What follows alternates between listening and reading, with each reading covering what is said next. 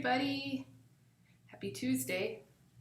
Today is August 18th if you need to know, and I'm going to be giving an update on the heavy rains in China that are going on right now. So if that interests you, I think you should stick around and see what I have to say, because there's a lot going on in the world.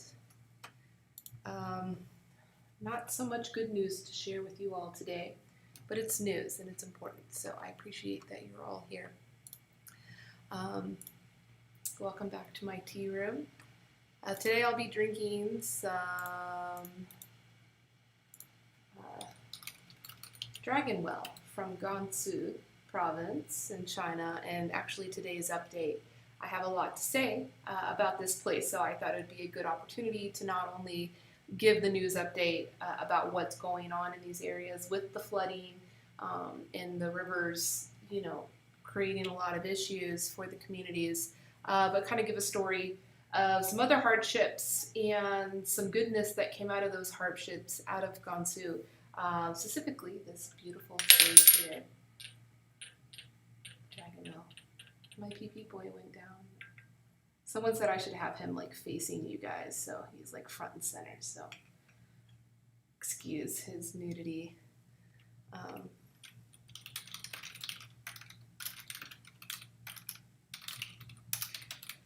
How many people have a keyboard control center right in front of their tea table? This is definitely a first. This pandemic has brought out some interesting innovations.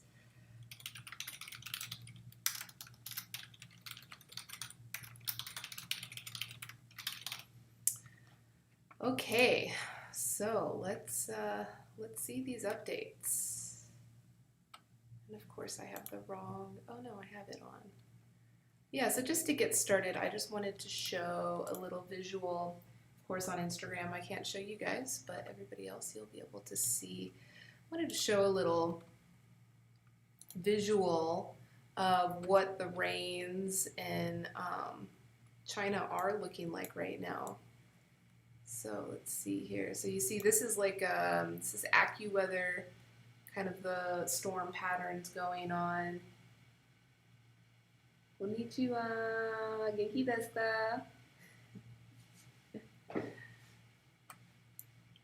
ka? So yeah, I'm just showing a map of the weather patterns over China, so you can see this is all, all the way up here. You can see the storm is down here. It is expected for the next, it's right over Hong Kong, very strong storm. It's expected to be hitting a lot of China throughout the next 3 to 4 days. This is really only the first day of the storm hitting, and so you can see it's down here. Let's see where we were 2 hours ago. So it looks like it is moving up. This is over the past couple of hours, the timeline you can see. But I have some articles here to share. I just wanted to give you guys a visual of what's going on. You see Wuhan there. So they're saying that even the storms are expected to cause a lot of destruction in Shanxi, as well as Chongqing and Gansu. And actually there has been storms already. So where did these go?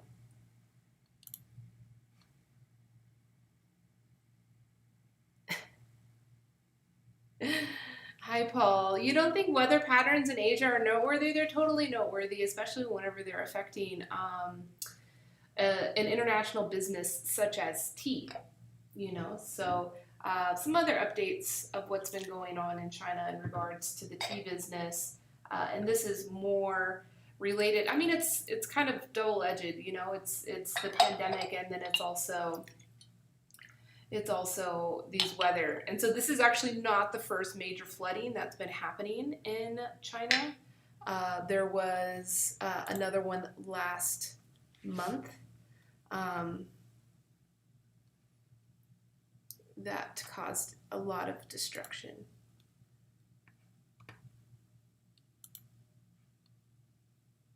Oh yeah, right, Paul? Like, yeah, there's really wicked weather going on. And I'm about to show a video of that. All right, I get what you're saying, Paul. I get it. I get it. Let's see. Here, this is the link.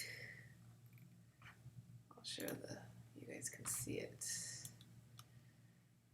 So yeah, this is like one of the dams. So last month there was heavy flooding all throughout like Fujian, into Sichuan province, which is also another tea growing area. Yunnan is said to get some major flooding over the next few days, but last month there were big floodings, which caused the country to open up some of the dams to release the pressure. So yeah, you can see this is the Three Gorges Dam to ease pressure to save communities that are downstream from the dams, but not to say that there's not damage for the rest of the community.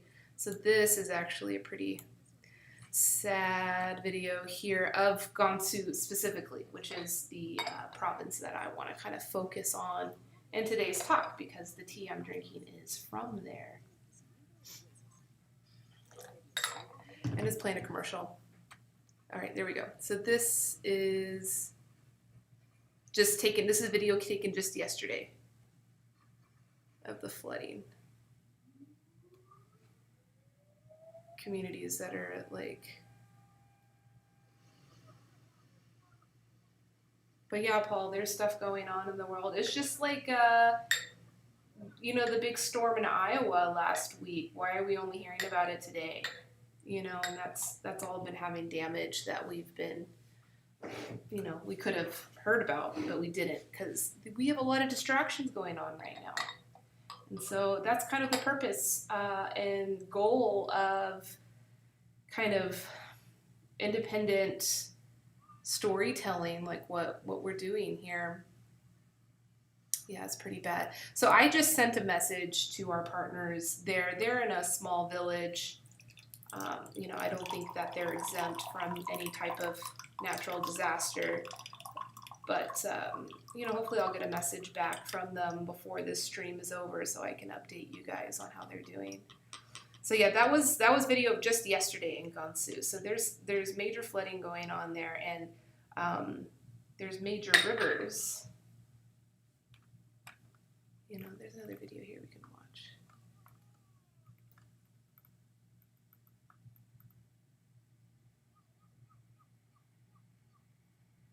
Oh, you see that? What? So like an earth digger that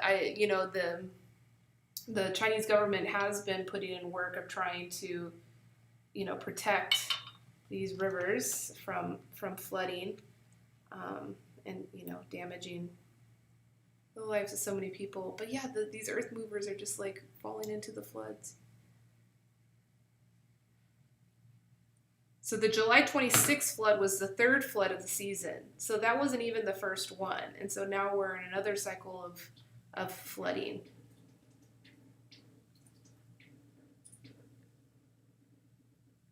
But something else, I had talked about this before last month when this information was fresh. I talked about it.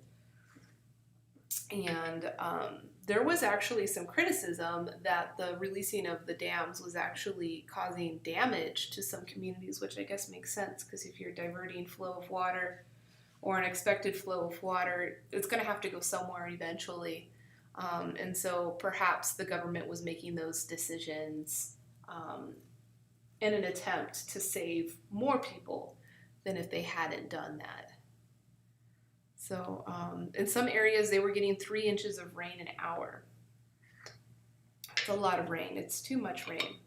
And this is definitely like a unique pattern for the area. There is some quotes from a weather expert I'll give later about why this has happened. Basically, it's climate change. So climate change, is going to express itself not as just this like increase temperature around the world or shifting, micro ecosystems. The main change that we're going to be seeing is actually One more video. Oh, here's the video about why it's so severe. So this is good. I'll let this play in the background while I'm talking. Maybe not without this. The worst. Okay, there you go. How it's going to express itself actually is going to be through extreme weather patterns like this, which are going to be unpredictable, and that's the main problem. Like, if we could predict these things, we could, prepare for them and have everything ready for it.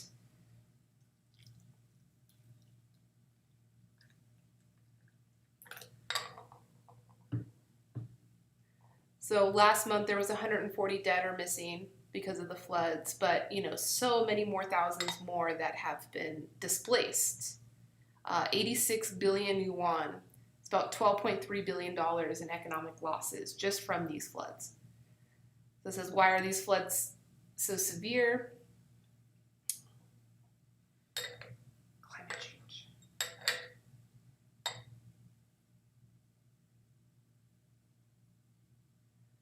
Cold air, intersection of cold air with these weather patterns causing the heavy rainfall.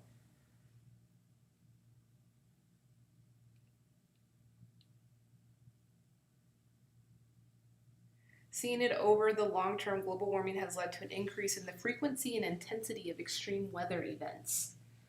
And how that affects tea is very big. The last time I talked about this, I talked about how heavier rainfalls can actually cause the quality of the tea to be diluted essentially with all the more water content. It's just like, when you're growing tomatoes at home, they tell you not to overwater the tomatoes once the fruits have started to form, because you want those fruits to have as much flavor density in it. If you overwater the plant, then those tomatoes will be watered down. So the same thing with tea or any product. And so that's why good tea farmers will wait until the dew has started to dry on their plants, or after a heavy rainfall may take a couple of days before harvesting again.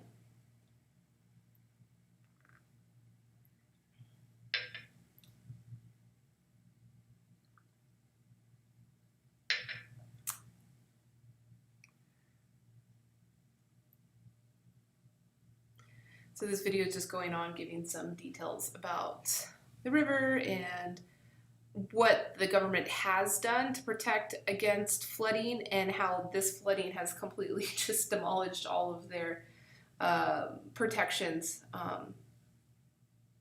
And so now they're having to have makeshift embankments. On July 19th, authorities blasted a dam on a tributary on the Yangtze River to release surging waters. So that's where that criticism was. They actually blew it up. That's interesting. I guess that's how you do it. And Wuhan is expected to have some unpredictable, heavy flooding, and it's still dealing with the aftermath of being the epicenter of the pandemic. Supposedly it's fine though. I saw a video, I don't know how real news this is, but I saw a video of like a rave going on at like a water park, and there was just thousands of people. But again, that could be fake news. You know how that all goes. So yeah, that's the update. Yeah, Paul. It's crazy, the distractions that we have. Even the USPS, I can't understand why that's such a big deal. I've been keeping up with it and, reading all the news. Actually, I've given up on reading the news because my experience is way different than what I'm reading. But I haven't, in our business, and we use USPS heavily in our business. It's just the most ideal carrier for us to use in our scale and what we do. And we haven't seen any slowdown or any delays in getting our packages out. So it's been just fine for us. Maybe as a consumer, different services are being treated differently. I'm not too sure, but our USPS priority, everything has been arriving sooner than expected. and rates haven't really started to hike up just yet, just the usual increasing in prices. I can't say the same thing for international logistics, and that was something else I really wanted to point out today and give an update that may actually end up affecting our pricing and ultimately the entire value chain of, not just tea, but I think of all products, but logistics costs from everywhere currently, internationally, have increased. China has been the most drastic increase. I am floored with how much it's increased. I didn't know it would be that much of a difference. And so we're talking the difference of shipments that we would typically get something for like $7 a kilo in logistics have gone up to like $35 a kilo. It's pretty incredible. And so when you're talking about like commodity products, I just don't see how commodity products are going to fit in with those price differences on logistics. And this is just standard like EMS. A lot of the freight companies are completely shut down. I don't know the situation with freight in China. We haven't sent a freight just yet. I have been asking about opportunities for, sea shipments, maybe not freight, or maybe like, less than load freight. And those opportunities just aren't even there now. They say, the freight company's not even open. They're not even, and then also a lot of companies are afraid to send things through those channels because of U.S. customs. They're afraid that U.S. customs is going to be stringent, especially something coming from China. So right now, the most ideal method for things to be shipped is through EMS or through FedEx. These are premium services. We may be receiving the product quickly, but at the costs of, really having to make some difficult business decisions. So for us, I am just going to have as much transparency as we can about these challenges so businesses can be prepared for any changes that may be coming. But other businesses may not have that ability to be so honest because they're locked in. And that's what I'm talking about with commodity. I really don't know where this is going to go, especially products coming from like India. So India, I know I'm not really talking about India today, but I'm talking about international logistics. So I think it's important to point out that India is still on a complete lockdown. FedEx has started working, so that's good, at a premium price. So at least we can get products out if we absolutely need to. But India is, for the most part, a very strong commodity industry. And the freight companies, the export freight companies are completely shut down right now at the moment. So nothing is getting out. And that's really a big issue. Maybe not for us because we are focused not on commodity but on specialties. So if we really do need to bring something in, we will find ways to absorb the higher logistics costs. But if you're working within a commodity, there's no movement in your pricing once it comes. So, once it lands at its destination, there's really no wiggle room on pricing.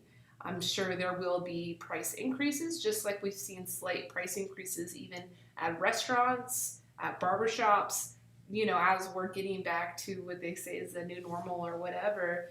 I think that there's going to be a lot deeper issues that we really haven't even started to face yet. Of course, importers and wholesalers are having to think about these things now, and I'm not seeing too many people talk about it.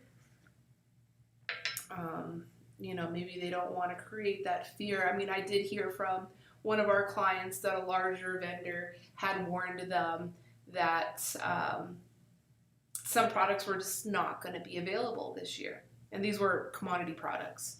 So, my goal is to keep things continuous and continuously in stock and just trying to keep the flow as transparent as possible to our buyers about what's going on in the market. And so that's the purpose of doing chats like these, just so you guys can stay up to date of what's going on. So yeah, China logistics is really high. And it's a good thing that the teas that are coming in from China are very artisanal and higher price. So maybe $35 a kilo is something that can be better absorbed into the price, but not so easy. Even a 2% increase in price can really affect the performance of that product in the market. So, we're talking about these things now, but I really don't see that we're going to be experiencing the real consequences of what I'm talking about maybe for another 6 months or another year, until everything trickles down into the market and we really see what's going on. So Paul asked which Asian countries are easier to receive right now. Taiwan, I believe. I've received teas pretty quickly from Taiwan and didn't see too much of a price increase. Like I said, most of these places, it's easy. They what they've cut off is the ground option, the more affordable economic option of shipping. A lot of the national postal services as well as the FedEx services have eliminated just temporarily those services and only offering the premium express service. So it means that you're going to receive your product or your shipment in a few days, which is great, but you're going to pay 4 to 5 times more on that logistics than if you were just using a more economical method, which is what most imports are done on, just so that we can get the best savings in that price. So yeah. Additionally, I wanted to give some stats about China that I thought was really interesting. The Chinese dream seems to be edging closer to collapse, with allegedly more than 2 million companies shutting shop and millions being forced to leave their homes due to floods. Amid the chaos, China could now be running short of food.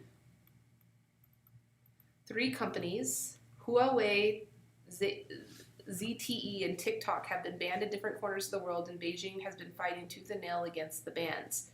Chinese diplomats protest every week in front of the global press, but they make no mention of how businesses are shutting down in China. A report went viral on China's favorite messaging app, WeChat, which claims that more than 2 million companies have shut down in China this year. In Gansu province, 1 out of every 10 companies has closed. Similarly, in Guangdong, several thousand companies could have gone out of business. However, it is not only a problem that China has been trying to brush under the carpet. After the Wuhan virus, a series of environmental disasters is killing more jobs. China is dealing with its worst flooding in decades. According to one estimate, 3.7 million people have either been displaced or have been evacuated from their homes. Northwest China is among the worst hit regions. It is witnessing one disaster after another, with floods waters yet to recede in several parts. So yeah, there's just a lot going on. Businesses are closing down. Same thing here in the States too. I don't know what the current stat is. I've been talking a lot about the hospitality industry, which now Yelp has restaurants at 61% permanently closed pre-pandemic. I don't know if you heard that, Paul. 61%. That's where the stat currently is at, which is not good. Overall businesses, I don't know, what that number is. Maybe it's close to 10%. But, I just like to offer this information to anybody who has any type of idea that this is some type of political or economic move on, anybody's part, the pandemic or anything that's going on right now. I think the entire world is suffering right now. The entire world is feeling the pain on this. I don't think that it's one person's fault or another, or one country's fault or another. Maybe there could be some responsibilities, but at the end of the day, we're all suffering now. So, I think it's important for us to stay focused on that versus trying to put blame. And, I think lately China has been receiving a lot of negative, negative influence from everything going on, and they perhaps are suffering the most, just because of the pure mass of their population. Such a big country, so many people, and so many different interests too. Like the gap between Beijing or Shanghai living versus the majority of people that live in that country. Their living is very rural. Their living is very simple. And their worries are very different, But one worry that everybody is dealing with right now is potential. This is potential. I don't know how realistic it is. I mean, if the president is making initiatives and orders around it, it must be pretty real. But there's a real threat of a food shortage, and I wanted to go into that a little bit. I know it's not directly related to rain, but the rains affect our food. Water is an important component to agriculture and to food itself. So, they go hand in hand. And also just dealing with the whole crumbling of infrastructure within their country that's affecting their food supply chain. So this is an article. Oh, that last article I read those little bits from is from a publication called Weon News. And the article is titled, it looks like it's an Indian publication. That's interesting. The article is titled, China Faces Flood Ruin as Companies Shut Shop. That's a little tongue twister. All right, and this one is called China Launches Legislative Action to Curb Food Wasting. And this is interesting. This was actually published on a blog, it looks like. But it's in several different articles about the food shortages and about this order. References this blog. Good to see you, Soledad. I'm talking about rains in China right now and a food shortage that's happening. So, the Legislative Affairs Commission of China's National People's Congress Standing Committee has set up a special group to start legislative work to stop food wasting, an official of the commission said on Thursday. The move follows the president's recent requirement to resolutely put an end to food wasting and promote thrift. Could you imagine if the president of our country said that? Anyway, he stressed in a recent directive enhancing legislation and supervision, taking effective measures and establishing a long-term mechanism to stop food wasting.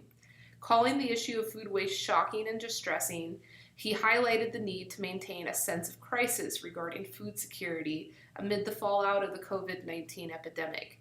And despite the fact that China has had conservative bumper harvests, it is necessary to further enhance public awareness of the issue, effectively cultivate thrifty habits, and foster a social environment where waste is shameful and thriftiness is applaudable, he said. Again, these are the words of the president of the country, a very powerful, wealthy country. Regional catering companies responded to his call by embracing an N1 policy, urging groups of customers to order one dish fewer than the number of diners at a table. Wow. I don't know if you guys have ever eaten in China at a restaurant, but I just think that's a vast change. Like usually when I've eaten, and I understand that maybe the context of the gatherings that I've been a part of dining in China have been, maybe more formal or more professional. And so there was kind of this air, to avoid waste. There was kind of this air of like more is better, and they just brought more food. We definitely on average would probably order like 3 extra dishes than how many people were at the table. So now they're saying you can order 1 less. The campaign also suggests restaurants serve smaller or half portions for lone diners. So that's smart because Chinese restaurants tend to do family styles, so that makes sense. There is waste. There is waste in that. A 2018 report by the Chinese Academy of Sciences said that the average restaurant diner wastes 93 grams of food every meal, contributing to the 18 million tons of food large cities throw away every year. China's biggest short video and social media platform said that they will punish users seen to be wasting food in their broadcasts, cracking down on so-called big stomach kings who have gained hordes of fans in recent years by eating large amounts of food in a short time. Short video platform Douyin, Chinese version of TikTok, says users searching for keywords such as eating broadcast or big stomach kings would now be shown prompts urging them to reject waste and eat reasonably. Oh, this is great. With respect to any actions that food waste, once discovered, the platform will at the first moment impose penalties according to the degree of the violations, they said in a statement, without specifying. We call on users to cherish food, it says. Another short video platform, Kuasho, said on Thursday it would shut down any live broadcast or ban accounts if users were found to be promoting the eating of large amounts or encouraging vomiting to eat more. We call on users to not overeat while creating, they said. China's popular Twitter-like Weibo platform said that it would respect videos that posted similar content and urged eating bloggers to promote a correct concept of consumption. The president has attached great importance to food security and repeatedly called for promoting the social custom of practicing thrift and opposing waste. He has stressed the need to stop food waste on many occasions. In January 2013, he made an instruction on the issue and has since given multiple instructions requiring efforts including forceful institutional constraints, strict compliance with systems, strong supervision, and inspection and severe punishment mechanisms to effectively curb various violations of rules, disciplines, and laws regarding the consumption using public funds. He also gave specific requirements for reducing waste in schools and promoting students' awareness. Wow. So yeah, that's cool. Hi, Previn. Good to see you. What's new? Lots of rain in China. That's what we're talking about today. So yeah, those are the issues going on there right now. President is telling people to be frugal, thrifty. It's interesting. You know, I'm going to keep my eye on this and see, you know, what news comes out of it. But ultimately, it'd be really great to see how this affects the culture. Because, you know, the culture in China, the culture of hospitality, and this is not just in China, this is a very prevalent culture throughout the world, that the value of your hospitality is like an overabundance as much as possible. It shows your respect to your guest. It shows your love and your intention of caring for your guests. And that's a deeply ingrained culture. You know, will some restrictions like this, especially if they're using something like social media to police it and to penalize people, will that be effective enough in creating, you know, a social change? Right? So Soledad says the culture of hospitality will be ruined. Yeah, maybe it won't be ruined. It'll be changed. You know, and that's kind of the culture that I've been advocating for in hospitality, is that like maybe that expression of abundance isn't through the physical products that you're offering in your hospitality, but it is expressed through your love and your compassion and your gongfu that you're offering with the products that you're giving. And so that even if you offer just the smallest morsel of something, it will be received with respect and received with gratitude. So, yeah, I'm interested to see. This just really gets me pretty excited. I don't know if like the president or the government is the one, you know, to be in that place to create that culture. But at the same time, I've been saying this even, you know, since our current president has been in office, and everybody is blaming him for both sides, either creating damage or creating good in his policy. And I say, you know, a president's role, yes, they do have some responsibility in commissioning, you know, who are going to be the people to make decisions on things, or to either, you know, agree with or veto some things, but like actually creating the the legislation itself or actually creating the laws itself. The president doesn't do that. But the president does have a very strong role in being kind of this talking head of that country's culture. And so I think that what the president in China is doing here is a very interesting use of that power. I mean, of course, I'm sure he's using some executive power and creating the actual directive or the rules, but it seems like he's kind of like leaving it up to the businesses to determine how they're going to regulate or enforce this cultural change around consumerism. Priven, I am in the United States. I'm based in Las Vegas, Nevada, and I just talk about places all over the world. So Tealet, this business where I am right now, this tea room, based in Las Vegas, we are an online farmers market for tea. We work with independent tea farmers all over the world, not just in China or Taiwan or Japan, but also India, Sri Lanka, Nepal, Malawi, Africa.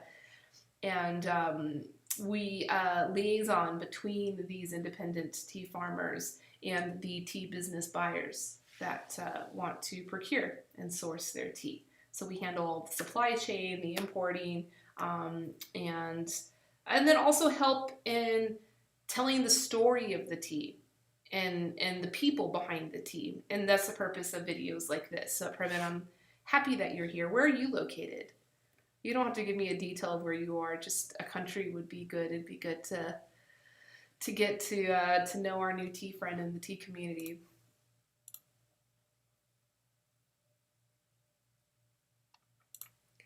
Okay, so yeah, food waste in China. And we have a food waste here too. I don't know if we, it'd be interesting when we get to this conversation of legitimately talking about what a food shortage would look like and what we as consumers would need to do to support food sovereignty. But this is exactly it. I mean, I don't know exactly calling it, food waste and penalizing people that are creating content, around eating a lot.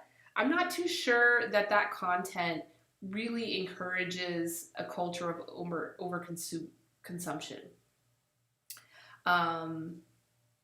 There are certainly other businesses that I'm sure are doing great in China right now that do encourage culture of overconsumption. McDonald's is like the most classic example of that. They were the first ones, them and Coca-Cola. They built that whole concept. And you can see that in the evolution of the sizes of their products, right? When they first launched, you just bought your little hamburger, you bought your little thing of fries, and then your drink was maybe like 8 ounces tops, which is maybe not the healthiest calories for us to be eating in our diet, but are definitely not as bad as what's happened now, where the marketing angle is like, let's trick the consumer into believing they're getting more value out of our products because it's bigger and it costs not so much. So maybe the product is 3 times bigger, but the cost is only like 20% more, 30% more. Wow, that's a deal. That's a lot of value. And so that whole marketing that has expanded beyond McDonald's and, all over, and is even in our tea now, our tea bags and this concept of cheap tea. And you should just have a bunch of it at home, because every morning you're going to get up and, maybe 3 or 4 times throughout the day, you're just going to throw a tea bag in the cup and go along. Really has detached the consumer from their product.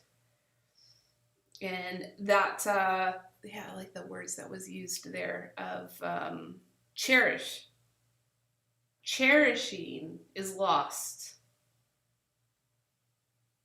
No one goes and grabs their super big gulp of root beer and says, I cherish this. No, they just grab it and they gulp it down and they don't even think about it. Maybe they'll think about, oh, where's the place I can get the cheapest one? Like that's as deep of the thinking and the appreciation that they go, versus, maybe you have just the small cup like this. And this is why Gongfu tea in like our mission, and I mean us, you two, you watching right now, you're watching this. We have a mission of sharing tea, introducing this lifestyle of tea into our communities. And like teaching someone to cherish even something so small. I mean, this is a beautiful cup. It's to be cherished.